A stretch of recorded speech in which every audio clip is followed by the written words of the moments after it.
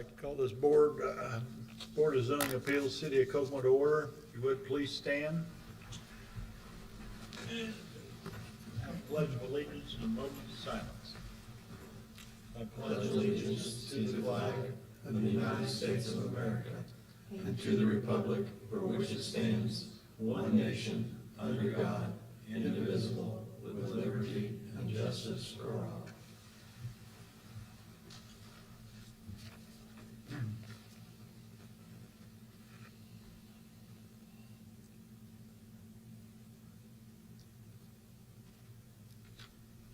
Thank you. Before we get started, I would like to request if you have a cell phone, if you would please silence it or turn it off before you get the meeting started so we're not interrupted.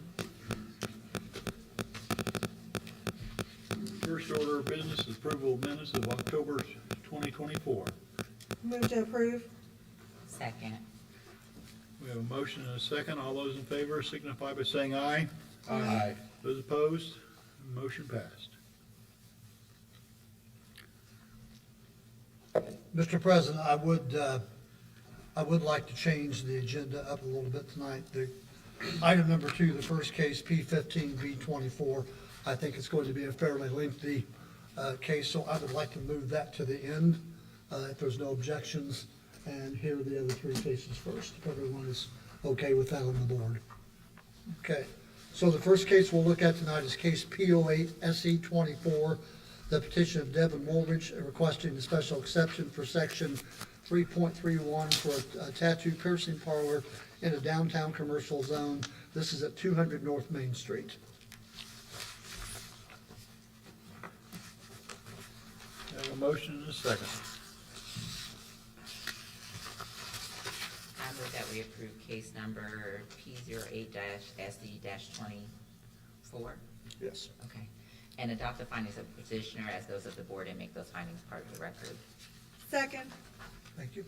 Has there been any ex parte communications on this case? No, sure. Are you the petitioner? Yes, sir, yes. If you would, state your name and address and My name is Devin Woolridge. Address is 2000 South Buckeye Street, Kokomo. explain why you're here. Okay, so I opened Lucky Raven under the name 8 years ago, and we moved locations here recently to 200 North Main, to downtown, as I expanded and took on more artists.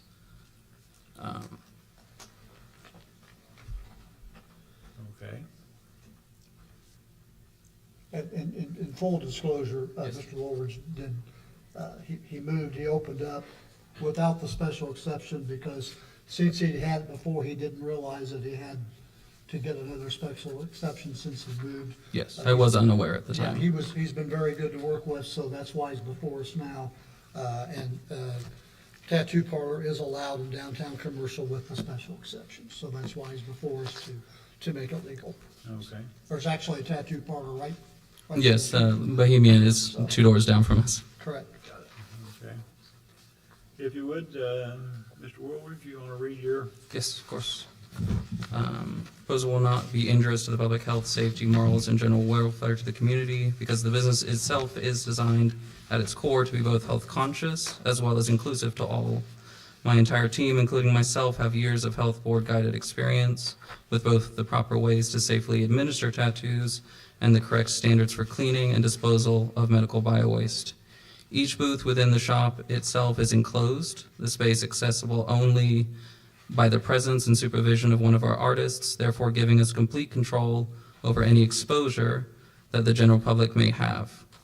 We are also a fully inclusive team who are both happy to and fully prepared to administer services to all clients, regardless of race, gender, sexual orientation, or religious denomination. Furthermore, the layout of the shop, as stated, is such so that all clients will be within a private room and therefore not visible to the general public and foot traffic of downtown.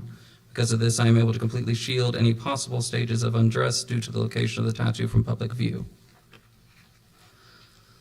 And for B, the requirements and development standards for the request to use as prescribed by the zoning ordinance will be met.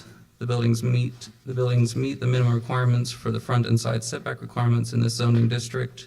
because through the diligent attention of BC Investment Properties, all standards for safety and accessibility have been taken into consideration. The layout of the building has been made so that it is accessible to all people, regardless of their general bodily ability. Each space within the building is designed to be easily and safely traversable, as well as all hazards have been considered and planned for. The building itself is designed to be wheelchair accessible, featuring a sloped entrance at the front of the building to allow easy access. The main walk through the center of the shop is made wide enough to allow unimpeded egress from the front to the rear of the building.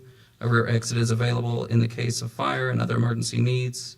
In the consideration of fire, we do have both fire extinguishers and smoke detectors on premises, as well as a fire evacuation plan in place to deal with any potential risks.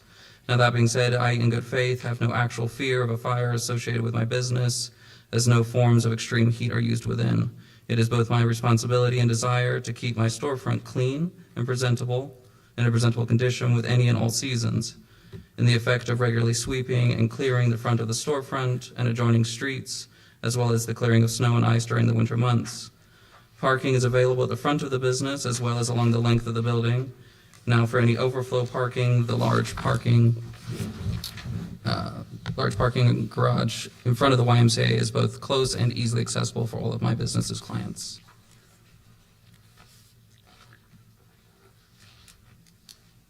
Sorry, I only had one page that was given to me. You still got 2 more to go. That's totally fine. I only have one page that is printed out for me that has the questions, so if you are fine with me just reading the answers. Sure, that's fine. Okay. Yeah. For number 3, because it is my wish with this business to add to the local area, not detract from it. It is my wish to preserve the visual appearance of the building that it will be operating from the exquisite original copper tile ceiling to the exposed brick on the interior walls. I wish to maintain the building's original charms, not modernize it. Though the exterior of 200 North Main Street has not been changed greatly by my hand, it is my wish to keep within similar exterior signage that can be found on neighboring businesses along Main Street, such as BC Investment Properties and Bohemian Tattoo Club.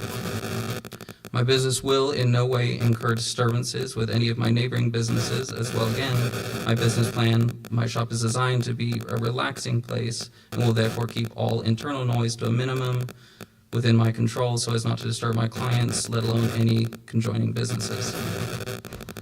And for the final question, number 4, I feel that downtown is and will be the best location within Kokomo for a business of my kind.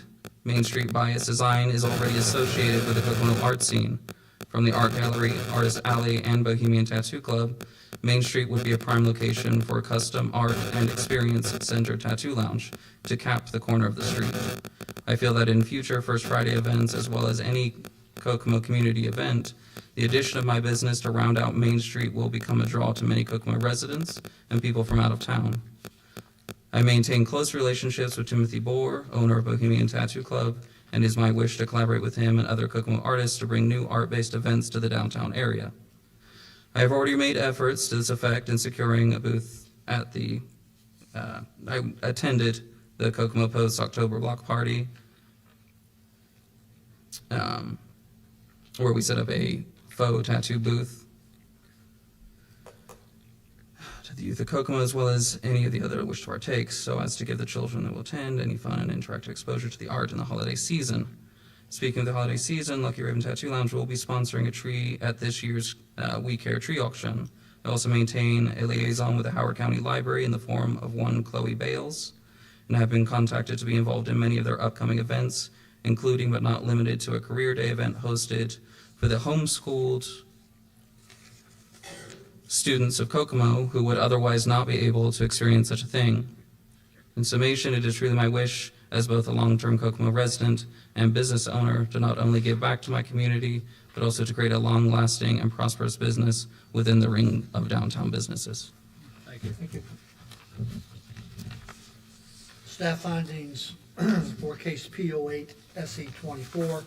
The proposal will not be injurious to public health, safety, morals, and general welfare of the community, as the petitioner and staff will follow all safety standards and requirements from the health department. There will be no risk to the public health, safety, morals, or general welfare of the community. The requirements and development standards for the requested use as prescribed in the zoning ordinance will be met. The buildings meet the minimum requirements for front and side setback requirements in the zoning district. The interior of the existing building has been renovated to accommodate the shop, but no new building will take place. While the shop has no off-street parking of its own, this is not required within the downtown commercial zone, and the parking garage is nearby and accessible to those who need to park. The granting of the exception will not subvert the general purposes served by this zoning ordinance and will not permanently injure other property or uses in the same district and vicinity. Granting the special exception to allow a tattoo shop to open on Main Street next to the art gallery and another successful tattoo shop will not injure the surrounding properties or impede their uses. This special exception will allow an empty building in downtown to be leased and put to use. The petitioner also plans a variety of community outreach ideas in order to be a good neighbor. The proposed use will be consistent with the character of the district therein, the spirit and intent of this zoning ordinance and the Kokomo Comprehensive Plan. The City of Kokomo zoning ordinance and Kokomo Comprehensive Plan call for this are to be used for downtown commercial uses. The petitioner has already been operating for several years in downtown Kokomo without knowledge that he needed a special exception permit. This special exception would be granted solely to Devin Woolbridge, the petitioner, and his shop, Lucky Raven Tattoo Lounge, and the special exception is good only for this location. As this is already an artistically inclined area, another tattoo shop would be an acceptable fit in the spirit of the neighborhood.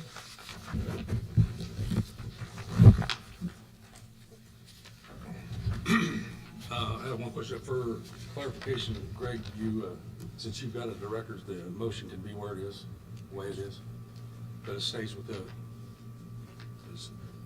variance. Yep, the special exception states, But since it says, we've stated in the meeting, so that we don't yes, have to change it's- it. yeah, yes. The only other question I have in paragraph A and paragraph B, you refer to it as each booth and each space. How many booths and or spaces are you going to have? There are five booths within the building. Thank you. Yes.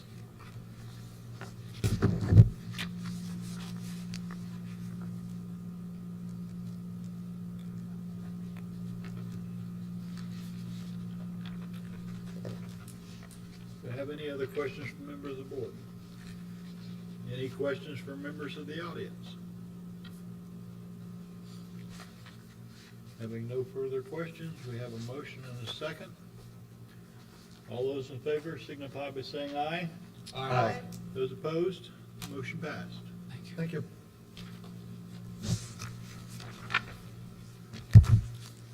The next case, Mr. President, is case P21V24. The petition of Terry Lynette Lawson, 40th parallel agent, requesting a variance to section 3.8 to build a home without municipal water and sewer hookup in an R1 zone. This is located, it's the lot south of 4400 South 50 East. I move that we approve case number P21-V-24 and adopt the findings of the petitioner as those of this board and make those findings part of the record. Second. Greg, if I may, looking at the agenda, are 4 and 5, items 4 and 5, are they both There are two different sections, lots. two different lots, Two same different case lots. number though? Pardon me? Same case number? Yes. Okay. No, one's P21, one's P22. Got it, all right. And, That's where I was but we do confused. need, in the, I forgot to mention, these properties are also up for rezoning, at next week's plan commission meeting.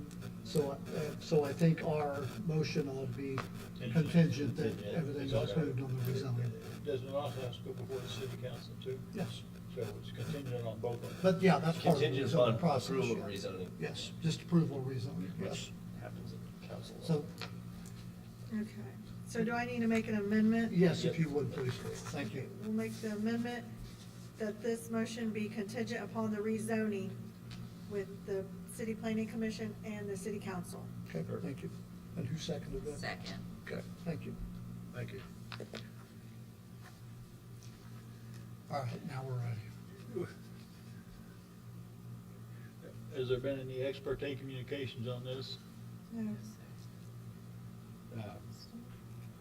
I have talked to my neighbors about this. Is that ex parte communications? Because they asked me about it. Yeah, I suppose you should disclose it, yeah. just so there's disclosure, I do live across the street from this property, and my neighbors have talked to me and asked me about this and what's going on, so I just wanted everybody to know that. Okay, are you a petitioner? If you would, state your name and address.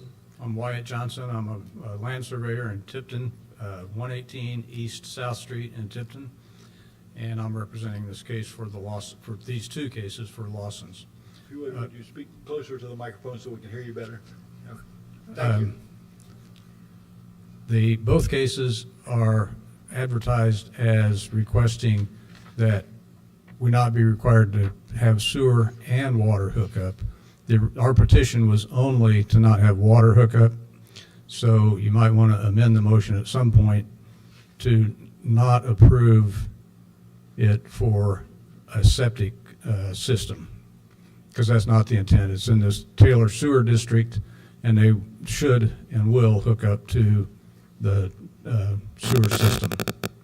It'll be it's a vacuum system. So this is a large lot. A lot of it, there's a lot of floodplain that cuts across the middle of it.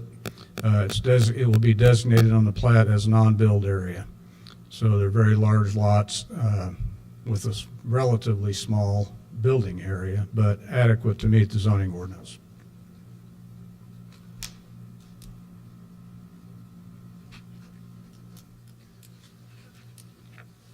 Okay, if you would,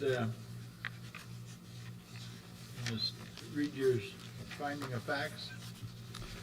The approval will not be injurious to the public health, safety, morals, and general welfare of the community. The approval of the requested variance to waive the requirement for municipal water would not be injurious to the public health, safety, morals, or general welfare of the community. The variance would not create any safety hazards, block vision, or allow the petitioner to encroach on any property line or easement. The use and value of the area adjacent to the property included in the variance will not be affected in a substantially adverse manner. Granting the requested variance would not impact the surrounding properties, their owners, or their uses. This variance would only impact the owner of the property and those who choose to live there without municipal water. The strict application of the terms of this zoning ordinance will result in a practical difficulty. This situation shall not be self-imposed, nor be based on a perceived reduction of or restriction of economic gain. As the closest municipal water line is located north of State Road 26, a great length from this property would be cost prohibitive and create a practical difficulty for the petitioner to be required to connect that far away. Without this variance, the petitioner will be unable to fully utilize the property as a residence as she desires. I would point out that in the written part of this, Jessica, I did not read the part about the sewer. Well, I appreciate it that you read my staff findings for me, I'm sorry. but now you need to read your findings.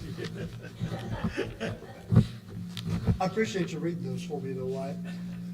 You did all along, didn't you? Just gonna let him read. I did, I love your findings. Yeah, I'm not gonna stop in the middle of it. Sorry about that. All right, I'm sorry about that. The approval will not be injurious to the public health, safety, morals, and general welfare of the community. The new home will be constructed in a manner consistent with R1 zoning development standards other than this exception.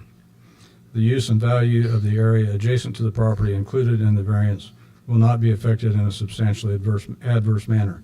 The new home will be constructed in a manner consistent with R1 zoning development standards other than this exception. The strict application of the terms of this zoning ordinance will result in a practical difficulty. This situation shall not be self-imposed nor be based on a perceived reduction of or restriction of economic gain. Municipal water is not available near this parcel. The existing water line is north of State Road 26. Thank you. TJ, since Wyatt read those, I don't have to read those again, do I, since he read those into the record? Correct. Okay. Thanks, Wyatt. You're going to do that the next case too? You can do that for the next case if you'd like, yeah. Mr. Wyatt, as I said, I live right across the road from this property, and the lot that we're looking at is south of the existing house on that side. And from looking at this map, it looks like this is quite a big area. Yes. I know you said, you know, you took out the sewer hookups, and what Mr. Schuline explained to me is you're going to do like everybody else out there, has to have a grinder, and it goes into the Taylor Sewer District. Is that- Correct. Okay. And I guess I'm gonna piggyback off of that. I was gonna bring it up. Are you agreeable to a condition that you are required, or the owner is required to hook up to the Taylor Sewer District? Yes. All right. Thank you. I appreciate that. And I might also reiterate what Wyatt said, yes, this is a big lot, but if you look at the map, half of this lot is in the floodway, so it's not buildable. Yeah, So- the little creek runs back there through the middle of it. Also, the lot goes to the east side of the wooded area. They own some land to the east of that, which is farmable, that's agriculture.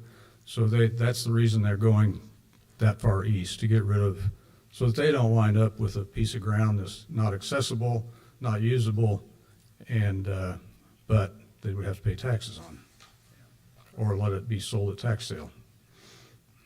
And this isn't in the wellhead restriction No. overlay, correct? No. All right.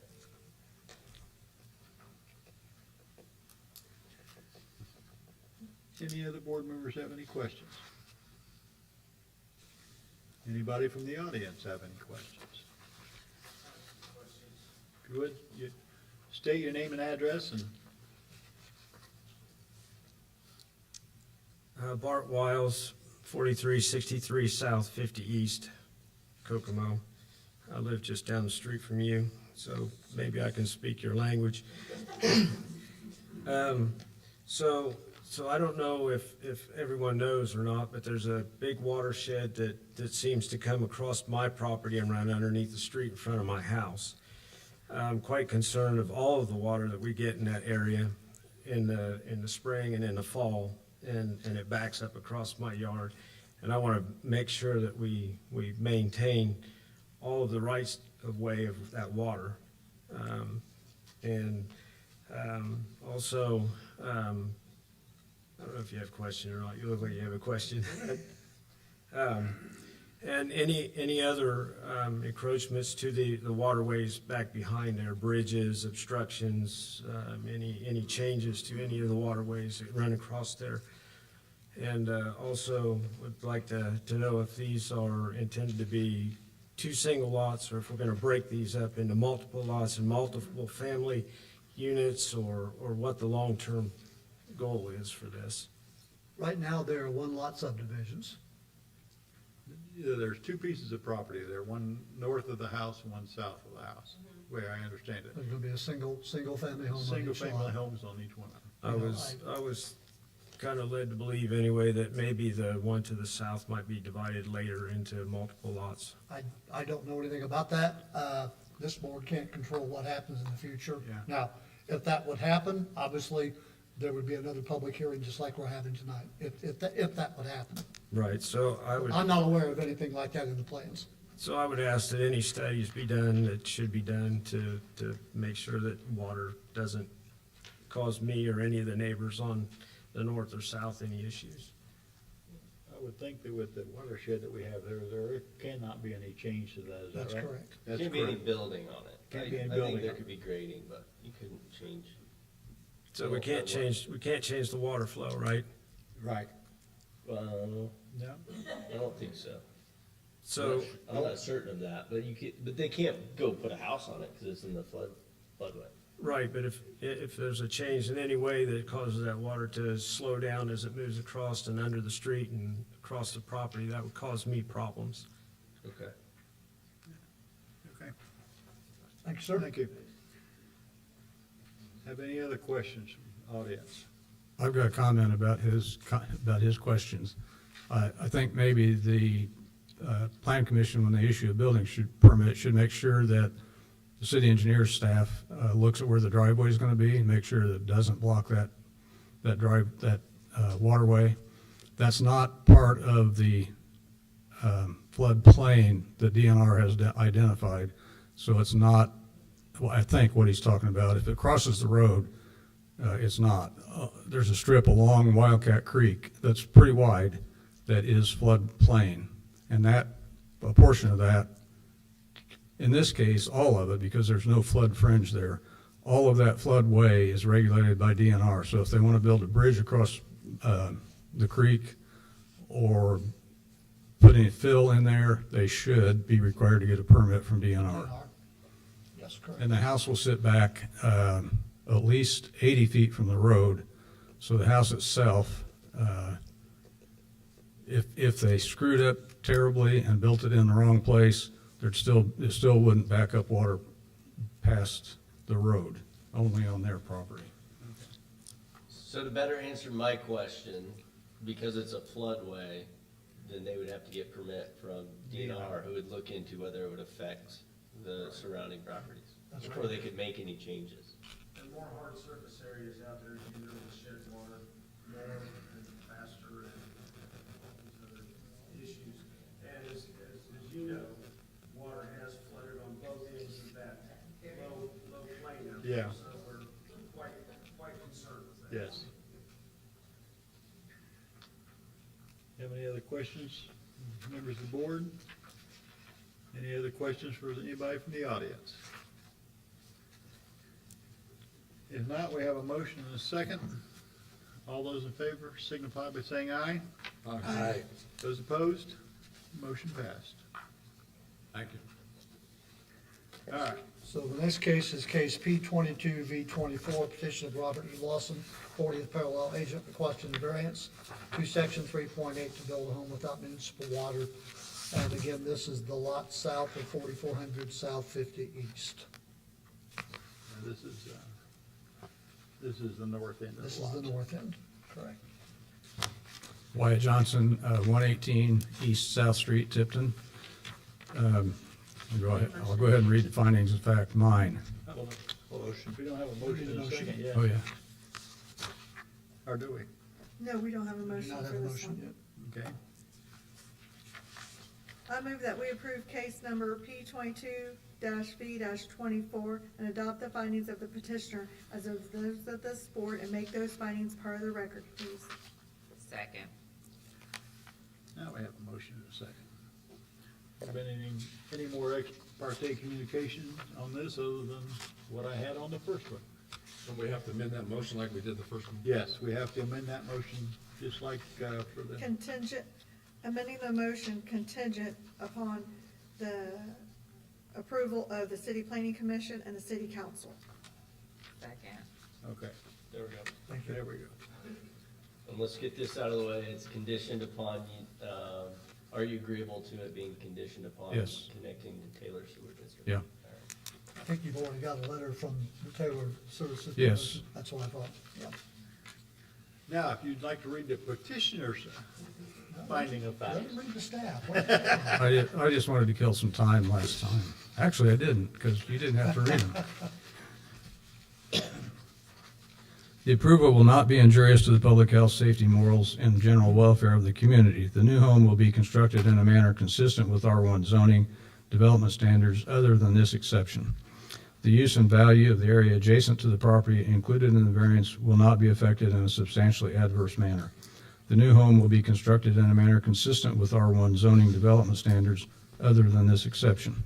The strict application of the terms of this zoning ordinance will result in a practical difficulty. This situation shall not be self-imposed nor be based on a perceived reduction of or restriction of economic gain. Municipal water is not available near this parcel. The existing water line is north of State Road 26. Thank you. Okay, staff findings for case P22V24. The approval will not be injurious to public health, safety, morals, and general welfare of the community.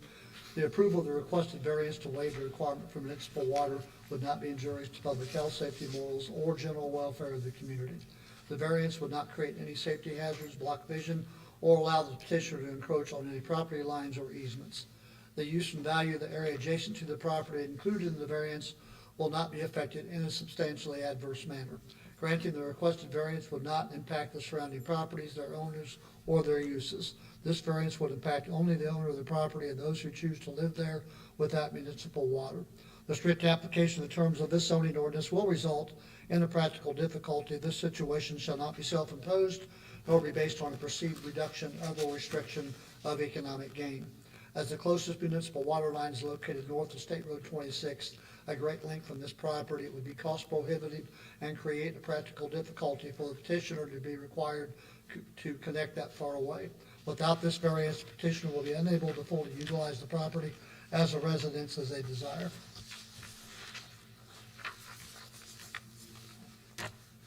Hey, Mr. White, I got a question for you. Since this second property sits north of the one house and south of another house, it looks like that a big chunk of this land sits behind the one house. Is that correct? I think it sits behind two houses. Okay, two houses then. What do they plan, and I know they can't build anything in the floodplain. This second house, how far from the road is it gonna be, and Well, there's a right-of-way dedication for 50 East. I think it's 30 feet. And then there's a building setback line from that right-of-way line, and I think it's 40. So they'd have to be at least 70 feet from the center line of 50 East. But to really get to your question, they're selling the lot. My client's selling the lot. Once they sell the lot, that person will make the decision about where he or she places the house. And I have no idea who they're gonna sell it to, much less where they're gonna situate the house. you say they're selling the whole lot, the thing goes all the way back? All the way to the east edge of the woods, which is on the east side of Little Wildcat Creek. So they're gonna sell a lot that's on I think this is tillable. the east side of the creek or the west side? Well, it's on both sides. I know the lot goes all the way, they're selling that whole thing, or That is- just part of it. Well, they're not selling all the land that they own, but they're selling the entire lot, which goes from 50 East, a width of 150 feet or something, back to the back side of those lots, and then it widens out, and then it goes all the way to the creek and beyond the creek to the east side of the woods.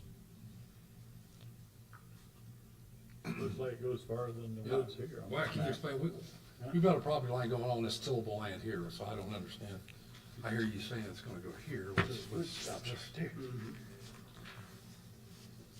You sure can.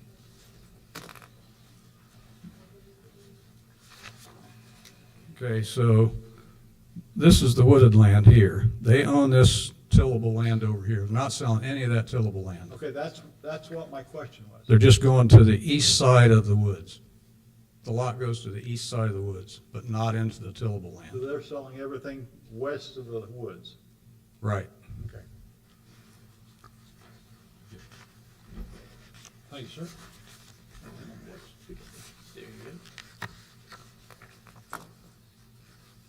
Do I have any further questions for any members of the board? I have any further questions from anybody in the audience? Again, state your name and address. Bart Wiles, 4363 South 50 East, Kokomo. And all of my concerns are exactly the same as with case P21, B24. The watershed rolling through the land and causing issues to the rest of us up and down the street. We have two low points at each end and water running directly across my property. Okay, thank you very much. Thank you. We'll take note of that I'm sure that, whenever we issue permits for the houses to be built. You're welcome. do I have any other questions, comments? If not, we have a motion and a second. All those in favor signify by saying aye. Aye. Those opposed, motion passed. Thank you.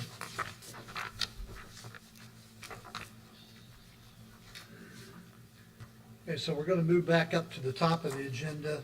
Item number 2, case P15V24, petition of Charles Jones, Trip Engineering and Consulting, requesting a variance of 1,082 square feet to section 4.17.2 minimum lot area, variance of 4 feet to section 4.17.2 minimum front yard setback, variance of 4.9% to section 4.17.2 maximum lot coverage, variance of 7 feet to section 4.17.2 maximum front yard setback, and variance of 75% to section 6.48E parking in front of a primary structure, variance of 9 feet or 75% to section 6.48D parking setback, and a variance to section 6.48H in order to have parking back out into a street in a C2 zone within the CC overlay.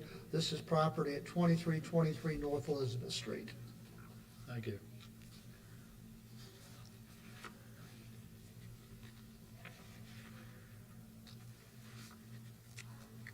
Do I have a motion and a second?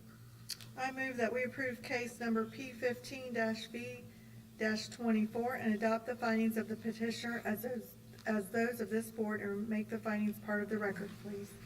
Second. Thank you. Has any member of the board had any ex parte communications on this? No, sir. And before we get started, I just want to let everyone know that the petitioner, since we have several variances, I believe there's 7, the petitioner would like to vote on these one at a time. I was gonna suggest that. Yes. Now, when I read our staff findings, they are all together, but we will vote on these separately. That way, if there are some passed, then the petitioners can look at maybe some other options. But we will vote on these one at a time.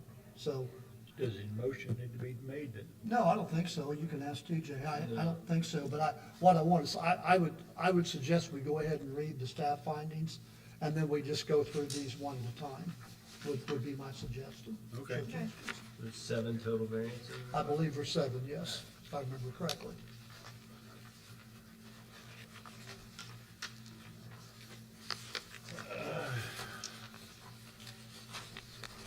If you would. Thank you. Good evening, ladies and gentlemen. Paul Wyman, 1533 West Lincoln Road, Kokomo, Indiana. Before I begin my presentation tonight, I'm going to ask Charles Jones to just say a couple words to you all to start off, if I could, this evening.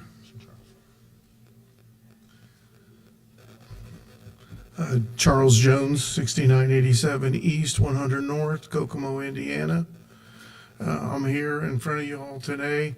I made some mistakes, some big mistakes, and I apologize for my mistakes that I've made. And I'm here to make things right with you guys tonight. I've hired Paul and Tori to help me make these things right. And I'm truly sorry for the problems that I've caused and the mistakes I've made. Thank you. Okay, thank you, Charles. So, as Charles mentioned, a few months ago, he called me up and said, hey, listen, I've got this project that I'm working on in North End. Can I come and talk to you and take a look at it? And so he came in and showed the project that he was working on. Clearly, there were some mistakes made to that point in the project. And so I want to start out just kind of like a high-level overview and then get into the 7 variances that we're requesting. So first thing, once I realized what the property was, I realized, and I think like many of you would agree, that that property's been kind of an eyesore in our community for a long time. So in a way, I was kind of happy that, we were working on a property that maybe we could bring back into productivity and be a property that we would be proud to have on US 931. The second thing, as he mentioned on the mistakes, we just started to kind of list those out and saying where did it go wrong and what are the types of things we'll need to do to bring it back in line. But the other interesting thing about this property, and I think you all might recognize or agree with, is the uniqueness of this property. The fact that it's a 3-sided property with roads on 3 sides. I don't know how many there are like that in our community, and in my years of experience, I would argue there's not a lot of properties like this. And so I quickly realized, looking at this property, that had Charles from the very beginning been handling this properly, we would have been before you for variances from the very beginning, just due to the uniqueness of the layout of this property. And so with that, Charles and I talked, and as he mentioned, having Tory Tripp on board from the engineering firm, and from day one, Charles said, well, whatever we have to do to make this right, we want to do. And so I have Tory here tonight as well, because obviously he's the experts in a lot of the details in the survey that you see before you. But I will say that when we began this process with Charles to get this back on track, Mr. Sheeline and Mr. Pike, the city engineer, were very gracious in giving us a lot of time to, understand where some mistakes had happened, but more importantly, what were the things that we could do to change course and bring this back more in line with a typical project that would come before the BZA, so that once we stood here with you in a public meeting, we had already addressed a lot of these issues and tried to bring them more into a normalcy type of request based on the uniqueness of this property. And so that's the work that we've been doing over the last several months, and I think that's why we're here tonight with a little bit more confidence in working together to find a way that we can truly take this property now and say, let's have it as a productive property in our community. And so I'm just going to kind of highlight the 7 requests and then be glad to read our findings of fact. And then between myself and Ms. Tripp, certainly glad to answer any questions that you have. And so the first request, obviously, with the lot size being 10,000 square foot is a requirement. This lot is unique in the sense that the 3-sided lot only has 8,300 square feet. And so our first request is just to be allowed to have this property be productive at the 8,300 square foot. And interestingly, there's been a building on this property for many, many, many years at below the 10,000 square feet. The next one is the front setback reduced from 12 feet on the northwest corner, and then we're asking for that setback to be reduced to 8 feet. So we're asking for 4 feet on the northwest corner. The maximum lot coverage, what's interesting about this is that the property before Charles started to work on it had a lot coverage of 83.9%, almost 84%. And I believe that the lot coverage is 60% is the number that's in the ordinance. And so Ms. Tripp and Charles and myself and Greg and everybody looking at this thing, we were able to reduce the way it was existing from 83.9 down to a 74.9% lot coverage. So we actually reduced the lot coverage in this process by 10%, but we're still asking for the variance because it's over the 60. And so that's kind of an example of what I meant by we would have had to come before you all just based on how this property was configured when Charles acquired it. The next one is the maximum building setback line, no more than 60 feet from the south side of the property. And as you can see, we're asking for a variance to be more than the 60 feet. And then the next 3 variances all deal with parking and the uniqueness that comes from the 3-sided lot with streets on each side. And so what I would share with you on those 3 requests when it comes to parking, Charles has reached an agreement with the business owner to the north that's going to allow him to utilize 3, maybe 4 spaces for his employees to park. So that would take immediate pressure, all day pressure off of parking by employees parking across the street at the other business. The next item is that as far as the encroachments go on the setback, working with city engineer John Pike and having the discussion with him, the way Tory was able to rework the layout, Mr. Pike has agreed that if we're able to get these variances passed this evening, that then he would then take that to the Board of Works for approval for us to be parking there and encroaching on their setback.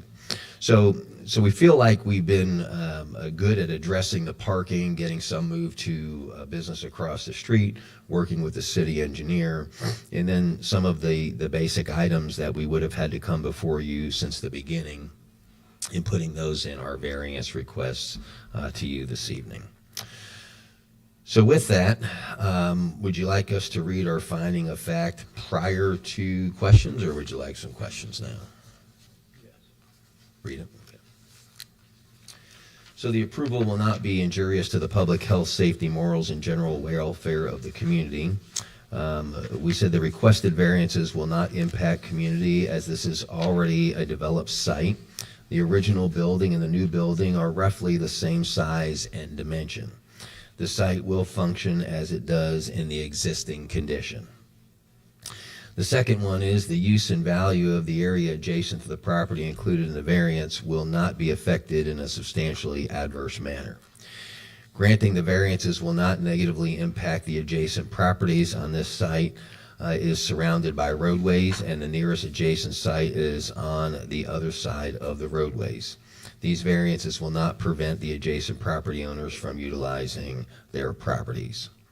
And then the last one is the strict application in terms of the zoning ordinance will result in a practical difficulty. This situation shall not be self-imposed nor based on a perceived reduction of the restriction of economic gain. And it says the variance is not granted, the property owner would not be able to use this property. The particular shape of this property makes developing the site difficult. The original building was constructed in 1977, and the owner plans for the new building to be roughly the same size and shape as the original reconfiguration, and the parking will be improved and the amount of the previous area increased. And so we just kind of look at this in its totality with a building that's been there since 1977 on an incredibly unique lot in our community.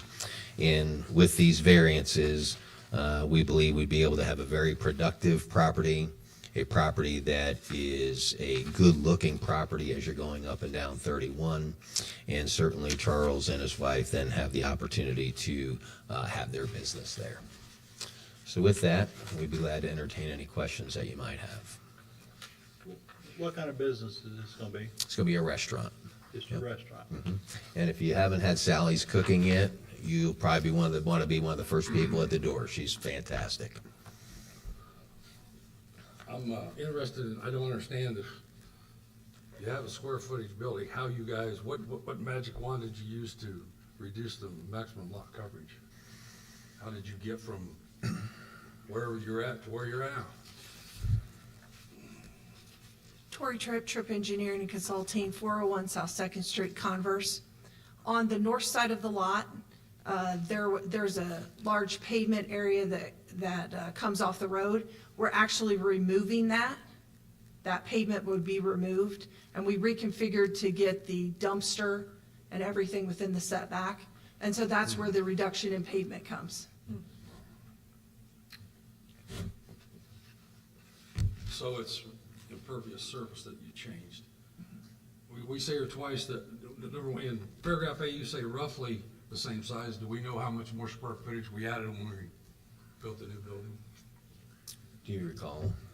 Yeah, it's really not much, and I want to say a couple 300 square feet because they just kind of took on an angle, but it may be a little more, a little less than that. But if you can imagine, an L-shaped corner of the property is now just cut across with an angle. That's the only change to the actual footprint of the building. Well, the whole shed on the 931 side is larger than what used to be there.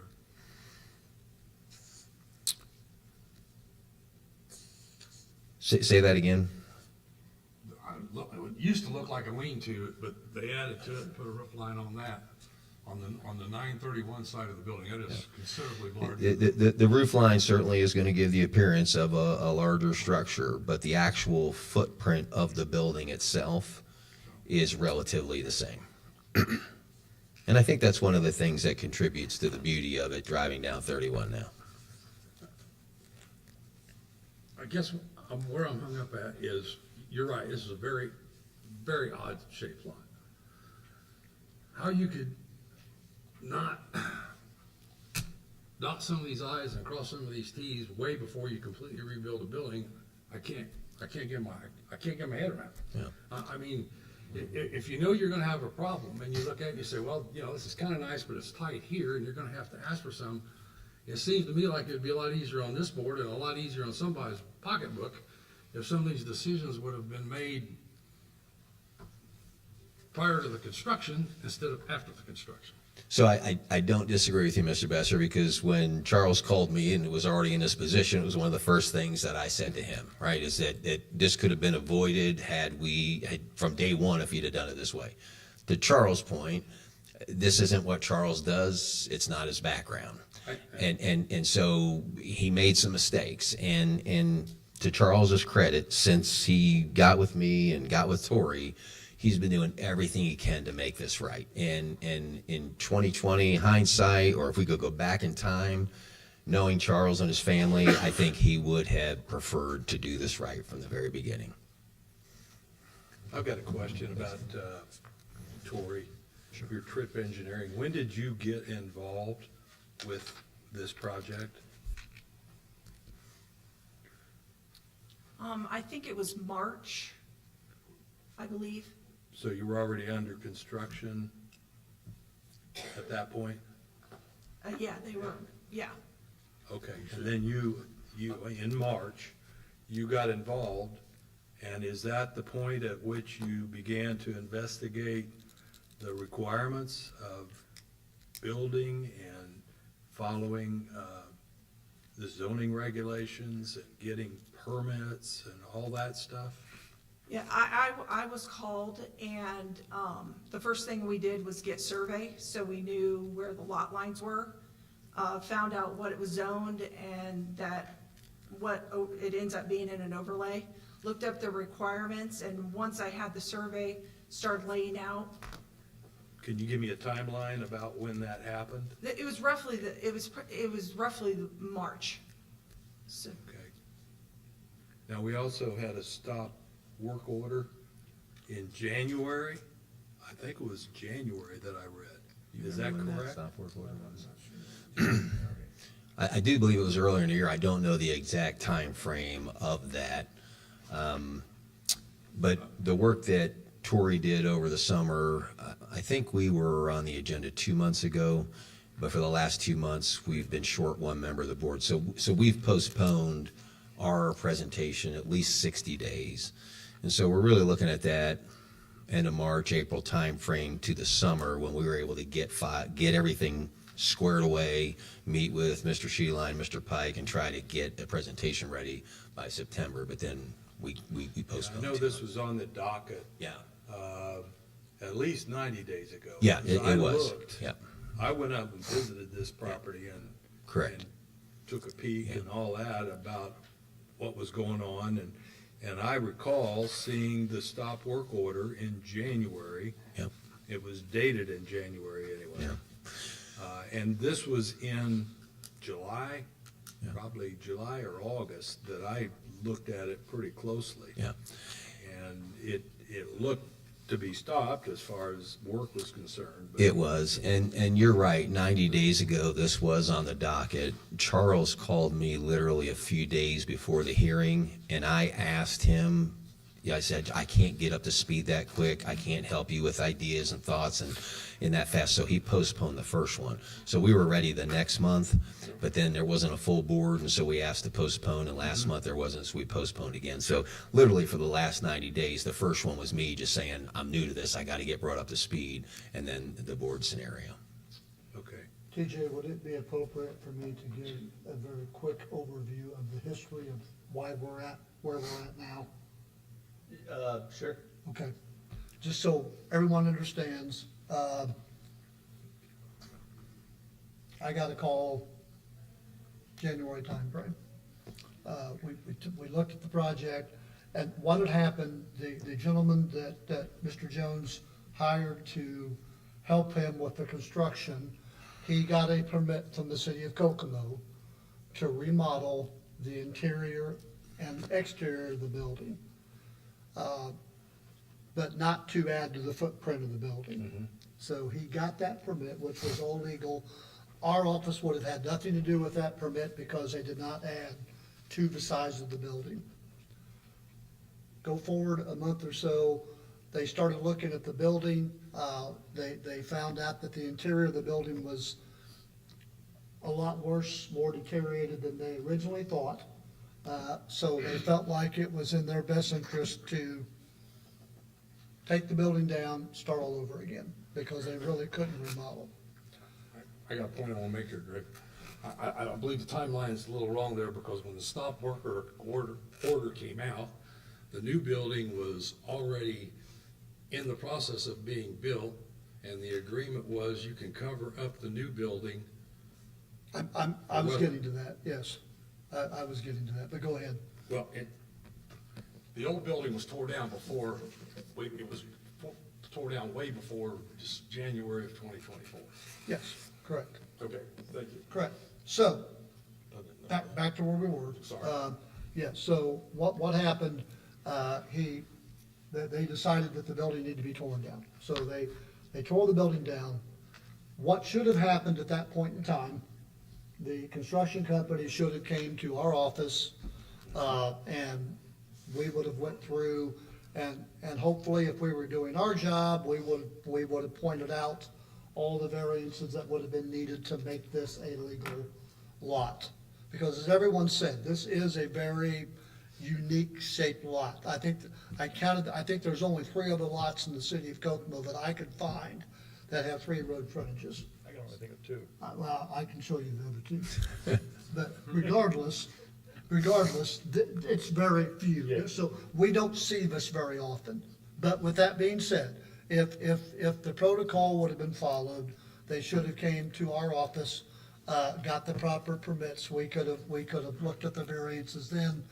This would have all hopefully been taken care of in a timely fashion and done correctly. So with that being said, and we found out that we did not have a permit from my office, I issued a stop work order in January to stop work on the building. Now, I will say after a couple of weeks of that, they were still doing work on the building. This is not Mr. Jones, this is the construction company. So I reached out to the construction company and said, stop work order means exactly what it says, stop work till we get this all resolved. And he did. So the building was built without the proper permits. And again, I'm not saying that's Mr. Jones's fault because it was a construction company but the point is, this could and should have all been avoided to some degree. It's a very unique case, and it's been drug out for a long time. Part of that is because, we did not have a full board for the last 2 months, and the petitioners have every right to have their case heard in front of a full board. I mean, you all know I make that statement every time we're up here if we don't have 5 members, because the petitioner has every right to have their case heard in front of the full board. So that's why we're back the 60 days from where we originally, well, 90 days actually, from where we originally started. So that's kind of the overview of what happened. That's why we're at where we're at, regardless of why, we are where we are, and we need to go from here, so. I have a question for Ms. Tripp on the variances that are in front of us today. I'm looking at this lot on Beacon, and it looks like it's surrounded by public right-of-way. Is that Yeah. a fair statement? Yes. So are these variances based upon the lot size as it stands and not, it doesn't include any of the right-of-way that surrounds the property? Right, it's based on property lines. Okay. Because when survey was done, a boundary survey was done with it, so we made sure we knew where the property lines were. So all that green area to the northwest, or to the, I guess, southwest, because it's 3-sided, It's right away. It's either. that's all right away, it's not included in any of Right, these calculations? if you look at the drawing that Paul passed out, there's a very dark line, that's the property lines. So this, all this portion right here is all right. You can see it easier there. Paul, this one, Yeah, correct. Yeah, okay. This shows the property line, what So they have- referred to as all of this property Okay, right here. okay. So we're just staying within. So all that other area outside of that is right away, either state or city. So state or city took basically all that land to build the roads on either side, but okay. So you can't build upon it, but it stayed as green space for the last. Yes, well, except for there on Elizabeth Street. If you look on the Elizabeth Street side, you can actually, if you look on the drawing, you can see where the roadway actually is, and you can see how large the city right-of-way is, which is why we were asking, we met with John and Greg to talk about the encroachment into the city right-of-way on that side for the parking. Because you can literally back out on that side of the building and still not touch the road. Were those previously used as parking spaces? I don't know. I mean, it wasn't really striped. I It mean, when the wasn't survey and striped, stuff. but it was used as parking, it really was the stripe. Okay. Yes. Yes, it was. You're The city correct. right of way was. You're used correct, as Greg. parking, Correct. And to your point, TJ, because I think it's an interesting one, where we're asking for the setback to be only 8 feet from the property line, really to the road from there is a significant amount more distance of green space. So it really isn't, we're trying to bump up against the road or creates a dangerous intersection or anything along those lines. We're really asking for that 8 foot from the line, but there's plenty of space out to the road. It's about 50 feet. At least in the 50, northwest yeah, corner. at least 50 feet from the corner, so that'd be well in excess of any setback. Which, I guess that goes to the variance 1, which is square feet of the minimum Front yard. Yep, lot area. correct. The lot is tiny because it's surrounded by. It's surrounded by right-of-way, absolutely. And the coverage because the lot is, again, tiny and the building takes up most of it, right? Correct, yep.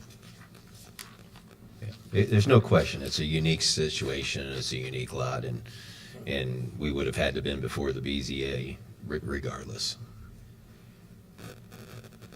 Just for clarification on the timeline, the roof was completed on December the 16th. Okay. And as of May the 6th, they were still doing aluminum siding and running pipes out front.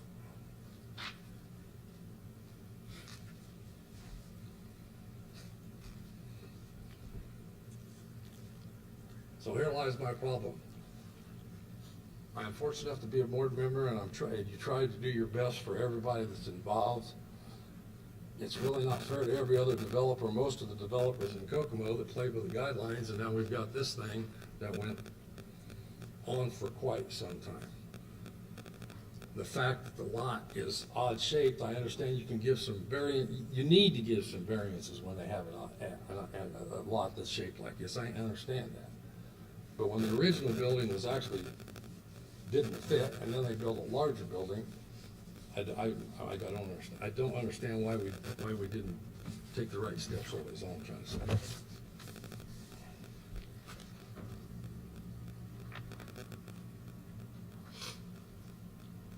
Do you want me to read my staff findings?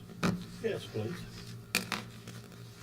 Staff findings for case P15V24, approval will not be injurious to public health, safety, morals, and general welfare of the community. While the minimum lot area, front setback, lot coverage, and parking in front of a primary structure variances are very innocuous, there is concern about placing parking crossing the property line directly into the right-of-way. Also concerning is the placement of parking that will back into the right-of-way so close to a high-speed corridor. There may be safety hazards associated with some of the requested variances. It may also be offensive to the morals of the community to allow a new building to be constructed illegally without appropriate permits or site plan approval and allowed to stand. The use and value of the area adjacent to the property included in the variance will not be affected in a substantially adverse manner. Granting the requested variances will allow the petitioner to place as much as possible inside an undersized, oddly shaped lot. While there was a building on the lot previously, it was built in the 1970s before our court ordinance standards were put in. If the petitioners had consulted staff, they would have been informed that the building must come up to the new modern standards of today's zoning ordinance in order to fit the character and aesthetic of the corridor. Additionally, while the petitioners claimed that only 2 employees will work at a time in the 40-seat restaurant, staff does not see how this is feasible. If employees more than a single server and a single cook ever need to work, there will not be enough parking, and surrounding homes and businesses could be affected. The strict application of the terms of this zoning ordinance will result in a practical difficulty. This situation shall not be self-imposed, nor be based on a perceived reduction of or restriction of economic gain. While the petitioners face a practical difficulty in developing an undersized and oddly shaped lot, they did not follow the appropriate channels to reach out to planning staff for any type of approval or permit until they received a stop work order. Staff believes some of the requested variances would have been able to be avoided if the petitioners had followed the appropriate protocol and reached out to the planning office. As the building is already in place now, the options are to grant the variance requested or have the building removed as an illegal structure. While there will be financial strain for the petitioners if the variances are not granted, the situation is entirely self-imposed, as they were able to reach out to planning office at any time and were encouraged at many times to do so as they continue to build without permits. The staff desires that the board come to their own conclusions based upon the facts presented. Mr. Myers, can I share one more thing, please? So, Mr. Messer, you're bringing up some very valid points. But I'd like to address just one of them if I could quickly. So, the original building on this property did fit within all of the setbacks. Had it been built to the exact inch, we wouldn't be requesting the setback that we need for the building size. Okay, so I think it's important that we understand that we're not extraordinarily growing this building way out of setbacks. The original footprint was within all of the setbacks on the property. So when you look at the setback that we're requesting, the 4 feet, it's really just on that corner of the building. And so when you ask about the size, I mean, we're literally talking about a small corner of a building. And then again, I think when you look at the uniqueness of this lot, we have to look at those types of situations. Correct. And those types of variances are something that you take into consideration and you know, you talk about it and then you Sure. take a vote on it. I don't have a problem with that. Yeah, I think if we would have been here at the right time and said 98% of this building is within the current setback and this 4 foot we need, I think at that time it'd be like, yeah, that seems like a pretty reasonable request. It feels unreasonable because it wasn't done the proper way, but it's not crazy out of line when we're talking just the few feet for that corner. So the majority of this building already is within the setbacks.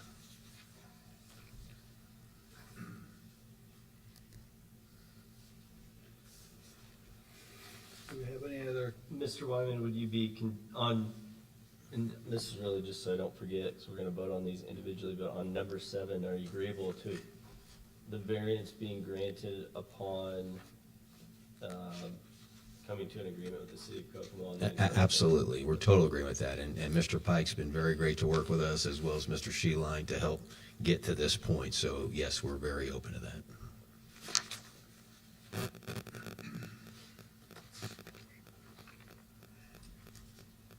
I'm gonna try to ask this the best way that I know how. I'm not really sure, if parts of this, some of this, none of this is, approved by us this evening.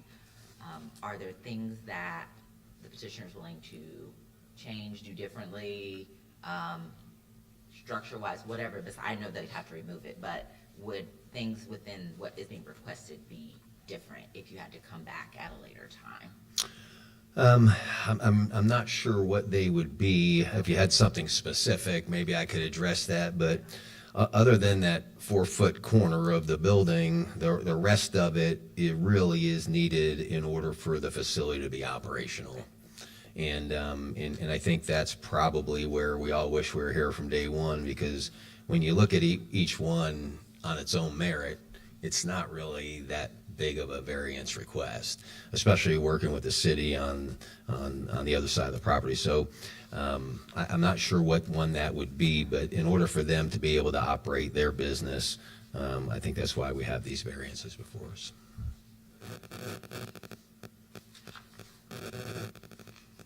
Do you have any comments, questions from anybody in the audience? Any other questions from any members on the board? Are we gonna vote on these We're individually? going to vote on these individually. Are you ready to start that process? I'm ready to start that process. So we will look at the first variance. The first variance is a variance of 1,082 square feet in section 4.17.2, minimum lot area.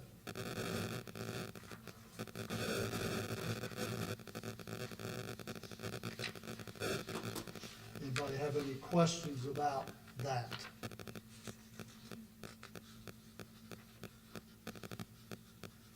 Okay, for clarification, what we're saying, we're gonna build this lot, and we're gonna look at it, and we're gonna know what it is.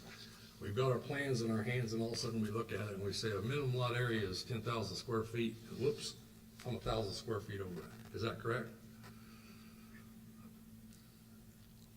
Yeah. Okay. So, can you say that one more time? I've got my plans in my hands, and I looked at this property, so I go down and I look, and I say, hey, what's the maximum lot area I can have? And they said, well, you can have 10,000 square feet. So I know from day one, I'm 1,082 square feet too large with my plans that I've got in my hand. If they would have went through the proper procedure, they should have known that, yes. Yes. It's not maximum. Right. He said maximum. Minimum. Right, The minimum lot area. but Mike said. Yes. They only have 80, yeah, they got about 88 something. Not max, yeah, they're under the max. I guess my question, I don't know the history of the property. Tori, do you know when did this right of way just disappear? I assume that shrunk the lot. Do you know if that was sold or if it was? I have no idea. Okay. Is that up there in the corner? Yeah. Around it? That seems a little strange.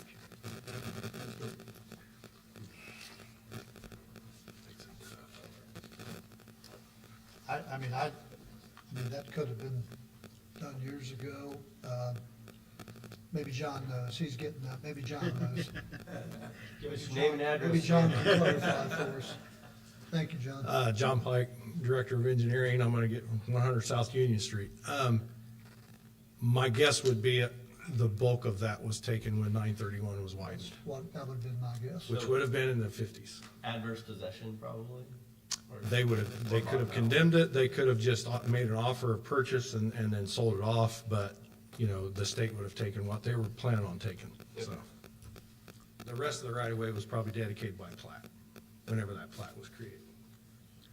And I don't know if it has any bearing on this case, but just so you'll know, the right-of-way along 931 is absolutely crazy. It could be 100 feet here, it can be 50 feet down here, it can be 75 feet, so it's really crazy. When you look at 931, it's all over the place for right-of-way, so how it got to that point, I don't know either, but it is, you gotta be very careful when you're looking at right-of-ways along 931.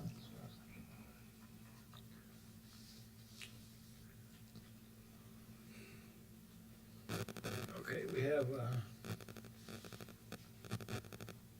the first variance. Any other questions on that first variance for us? If not, all those in favor signify by saying aye. Aye.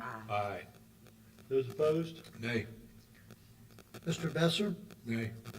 Ms. Durham, Aye. Ms. Bishop, Aye. Mr. Heimlich, Aye. Three.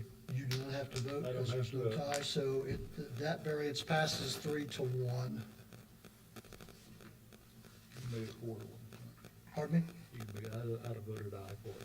Yeah, but you don't vote unless there's a tie. You can't vote because there's no I know. tie. You're gonna have to bear with me here because I need to write these variances down on each sheet that we have.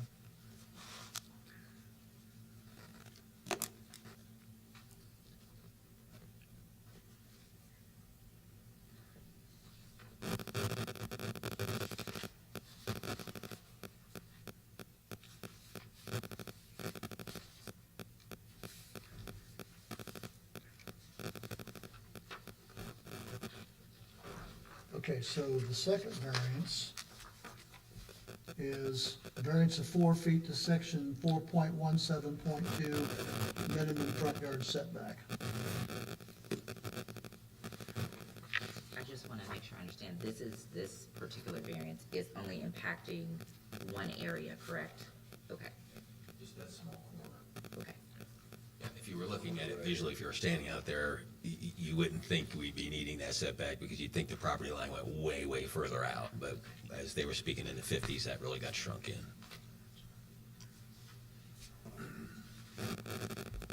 Okay. I have a question. Is the need for that, is that because you moved the wall?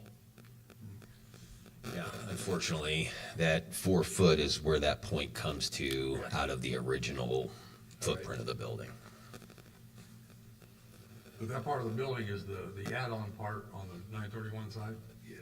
It's on that point, on that corner, correct?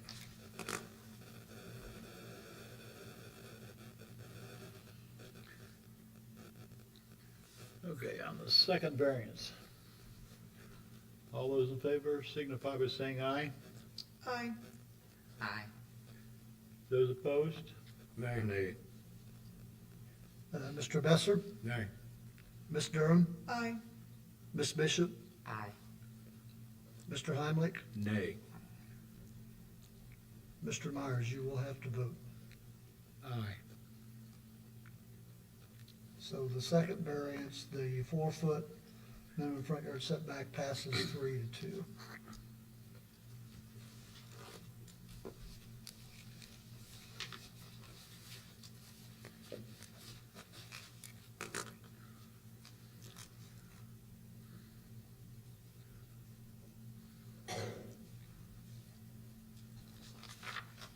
Okay. So the next variance is a variance of 4.9% to section 4.17.2, maximum lot coverage.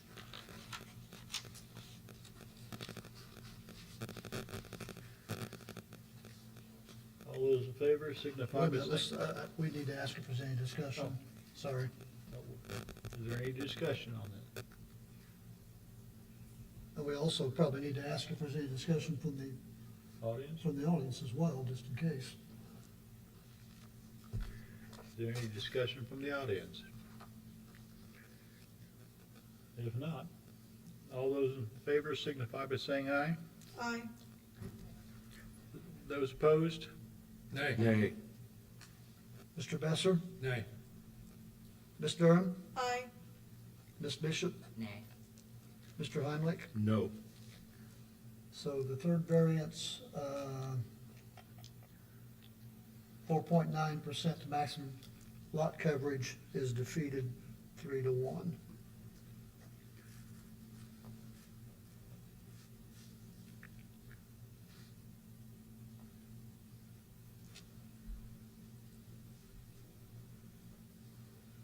Okay, next variance is variance of 7 feet to section 4.17.2, maximum front yard setback. Is there any discussion from anybody? Yeah, clarify it for me, please. Pardon? Is this what Mrs. Strip was talking about, was because of this line here is where it's at? Yeah, that is where.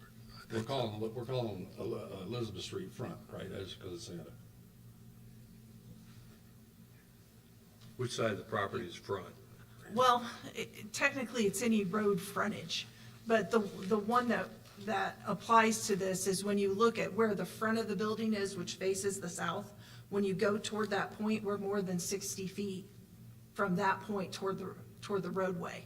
So when Victoria and I at the Planning Commission looked at this, I think it's like 74 feet, and the building, the current building there is in the front is in the exact same spot as the existing. So the existing was already more than 60 feet from the property line. Yeah, show me there.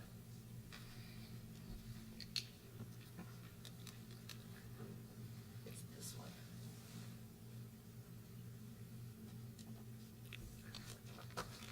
We're asking for a variance of 7 foot.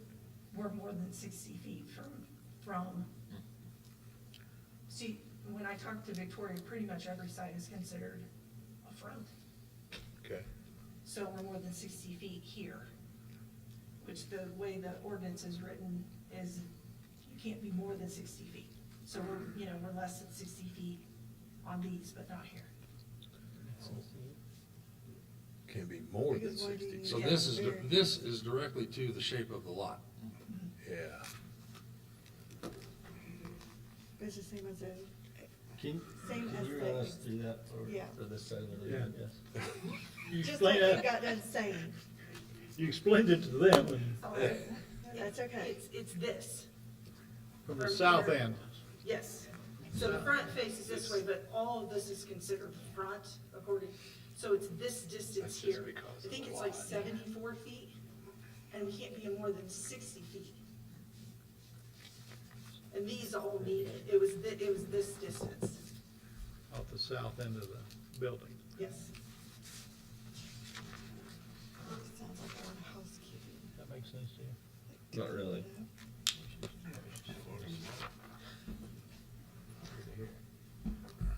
Set back here, too far. Evidently. But she said it was not encroaching on the 60 feet. Come here again. Explain this again now. Okay, the ordinance says that we can't be more than 60 feet, more than 60. From the end of the lot. Yes. To the end. So this distance from here to here is like 74. So there's 3 spots right here, so there's 7 to the property, which is the lot line. And they have to be closer to the building.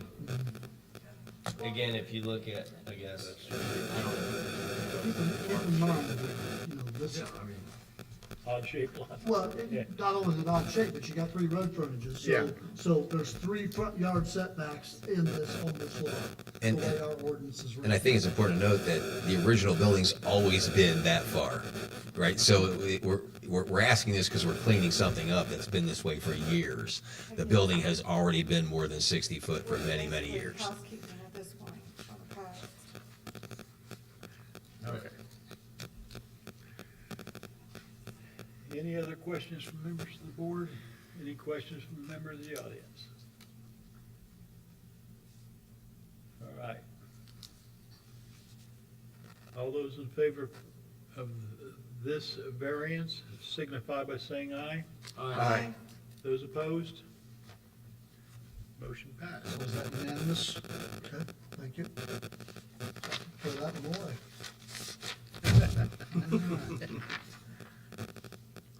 So the next variance is a variance of 75% to section 6.48E, parking in front of a primary structure.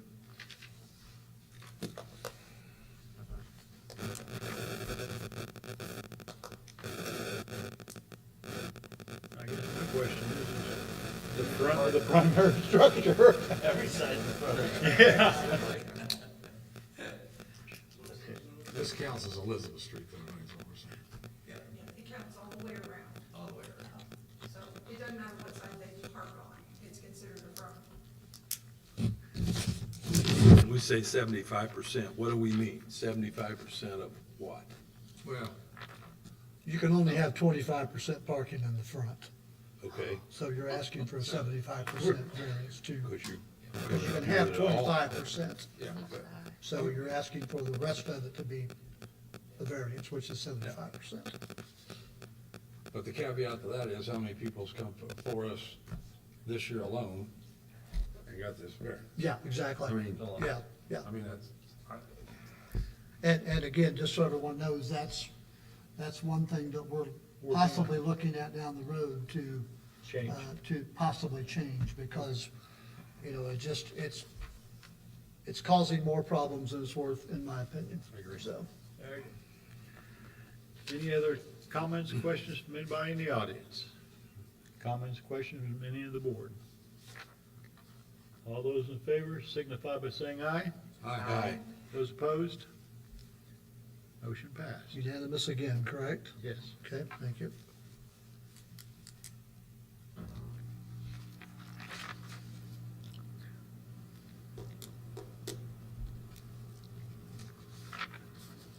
Okay, next. Just lost my place. Variance of 9 feet or 75%. Yep. Variance of 9 feet or 75% to section 6.48D parking setback. I'm going through this one too. Huh? This one doing both? Same. No, no, I don't care, just a quick explanation. Yeah. I get an explanation on this one too.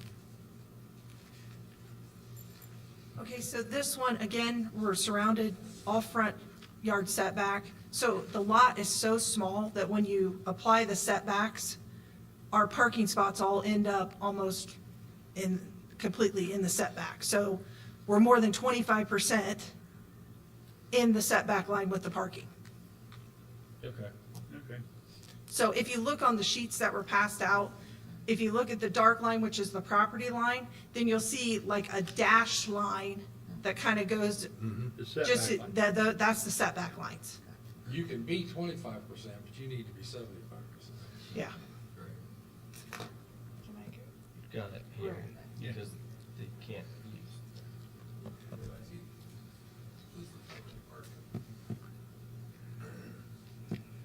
This is really the reason that if we approve this, we're allowing really people to back out on Elizabeth. Next one, next one. Is that the next one? That's the next one. Okay. That's the next one. This is just parking in the setback. Okay, okay, all right. They're actually parking, On the lot. they're parking on the lot, they're just parking in the setback, Okay. if that makes any sense. Okay, clarification, if I look at an aerial view on this and I look at what is paved now, they're gonna be sitting on that pave, but they're not gonna be on the street, they're just gonna be closer to the building. Correct. Thank you. That's correct. That's the best way to explain that, yes. Okay. Any other questions, comments from anybody in the audience? Any more questions, comments from the board? If not, all those in favor signify by saying aye. Aye. Those opposed? Motion passed. So then, that's unanimous as well, correct? Yes.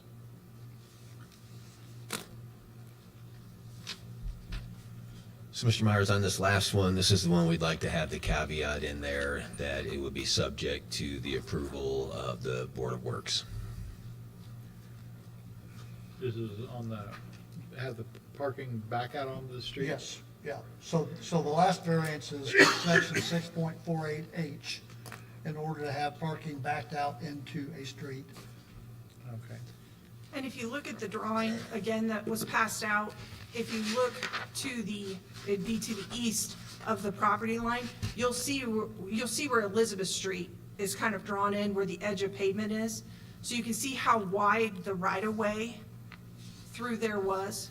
So when Charles and I met with John and Greg, one of the ideas that was thrown around, because John had no idea why the right-of-way was as wide as it was to get Board of Works approval for us to encroach on the right-of-way to back out. And if you've ever been to the lot, I mean, you can park there on the east side of the building and back out, and you actually don't back out onto the roadway. You're backing out onto the right-of-way. Because that whole area right there is paved.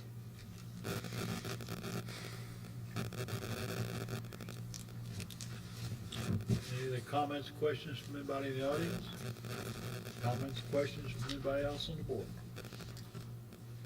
If not, all those in favor signify by saying aye. Aye. Those opposed? Nay. Mr. Besser, Nay. Ms. Durham, Aye. Ms. Bishop, Mr. Heimlich, Nay.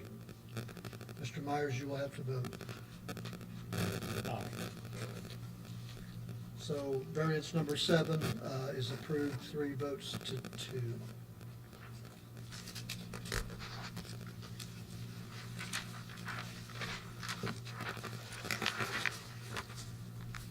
Let me go through these real quick to make sure we're all on the same page.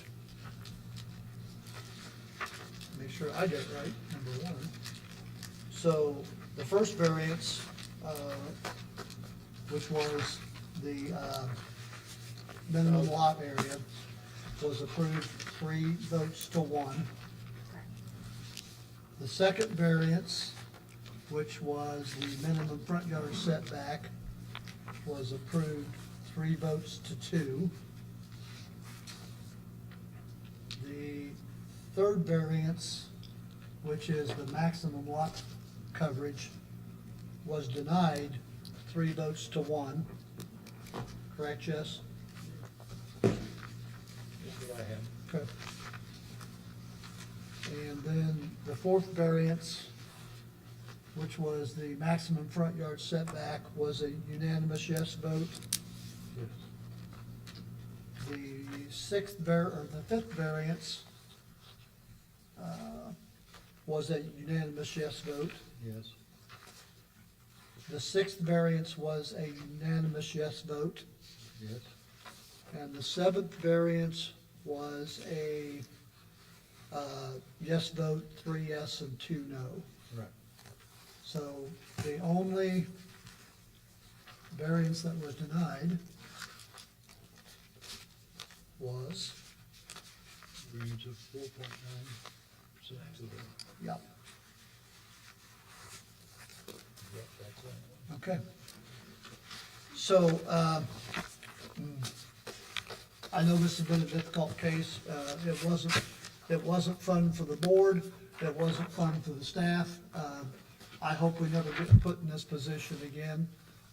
So hopefully, if anyone watches KGov, I'm not sure how many people do anymore, but if anyone does, I think this is a learning experience to call the plan commission before you build anything. It's not that hard, folks. Call us. If we make a mistake, then it's on us, nobody else. So please call the plan commission when you're ready to build anything. That's my speech for the night. Thank you all for your work tonight. Appreciate it. Thank you. Thank you. We have no further business from anybody in the audience. I have no other business tonight. Any other business from members of the board? If not, Motion to adjourn? Second. Thank you. all those in favor signify by saying aye. Aye. Those opposed, motion passed.